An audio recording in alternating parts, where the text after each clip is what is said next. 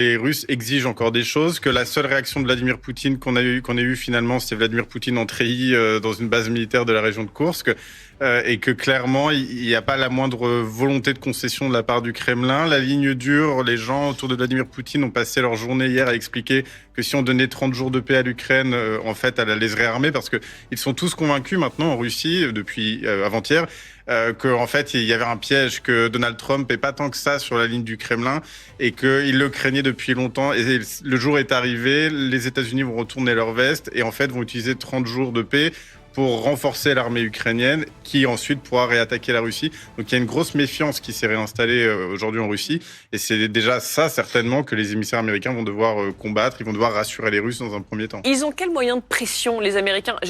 On a refait ressortir un son de Donald Trump hier. Là encore, il y a un petit changement de pied. Il y va un petit peu, Donald Trump. Il dit on a les moyens de leur faire peur quand même aux Russes. On écoute Donald Trump. J'espère que cela ne sera pas nécessaire, mais bien sûr qu'on peut faire pression sur la Russie. Oui, bien sûr, on pourrait faire des choses qui ne seraient pas très plaisantes, choses sur le plan économique, financier. Je ne veux pas le faire, bien sûr, car moi, ce que je veux, c'est la paix.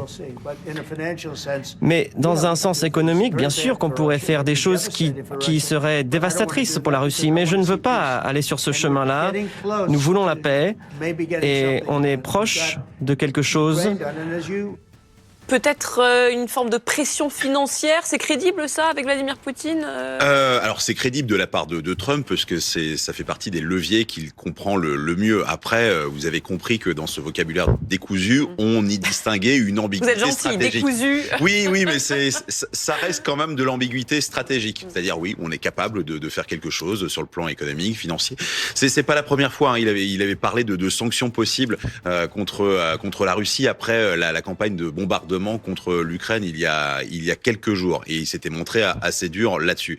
Mais encore une fois, on est dans un format totalement inédit de la part des Américains. Rappelons en deux mots quand même le profil de Steve Witkoff, qui était son partenaire de golf en août dernier lorsqu'il y a eu cette tentative d'assassinat à West Palm Beach. C'était à la mi-août, si je me souviens bien. C'est un promoteur immobilier qui ne connaissait absolument rien à la diplomatie, et c'est lui qui gère en ce moment les négociations avec Vladimir Poutine, c'est bien ça? Oui, lui dont le titre est envoyé spécial de Donald Trump pour le Proche-Orient. Il arrive en direct de Doha. L'avion, il a fait Doha jusqu'à un aéroport au sud de Moscou.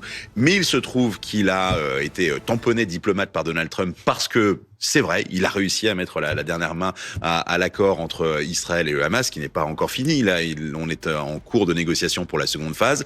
Et Donald Trump fonctionne comme ça, alors même qu'il y a une diplomatie qui a la voix de Marco Rubio, que j'évoquais dès hier, mais qui est une voix un petit peu parallèle. Mais donc, comment ça va se passer dans le bureau? Il a déjà, pardonnez-moi, Steve Witkoff, il a déjà rencontré Vladimir Poutine. Oui. Ils se connaissent quand même. Ils ont déjà eu un premier contact. Enfin, ils se connaissent, c'est un grand mot, mais ils ont déjà eu un premier contact. Mais vous savez, on peut connaître parfois les relations des uns et des autres, mais là, on est dans quelque chose, encore une fois, de totalement inédit.